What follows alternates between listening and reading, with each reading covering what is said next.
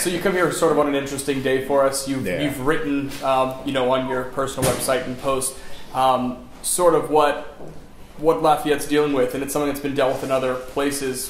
What is your kind of 30,000 foot view of the situation and how the city moves forward? Well, the city has responded how you would think it would. It's a great community, and it's just the same as you saw in Charleston. What you don't need are the outsiders to come in and try to leverage this for political advantage, and that's what we want to make sure does not happen. And I can't think of a better time to be here to try to support this community. I've been here once before. I've driven through here several times, but if I can lend some, my prayers, that's what I'm here to do. But what we don't want to see happen is all of a sudden people try to attribute this to something that it is not. This was one crazy person that came through here and decided to do a very heinous, nefarious thing.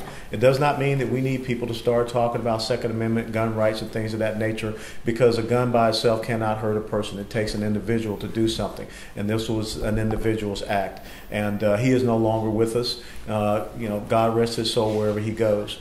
But the most important thing is for the healing of the families who lost their loved ones, and for the victims who will go forward. And so what advice would you give to someone who has young kids who live in Lafayette and who is kind of struggling with what's next? How do you explain it to kids, and how do you let it change your way of life? You can't let it change your way of life, and that's one of the things we're struggling with the aspect of Islamic terrorism here in our countryside, on our homeland. We cannot allow these isolated incidents to change who we are, and the best and most important thing is to talk to your children. Get them to understand what happened, that this was one individual, and that there is evil in the world, as Ted was talking about when we walked in here. And the best thing to do is to pray to God Almighty to strengthen us and make us better men and women of character so that we can stand up to evil.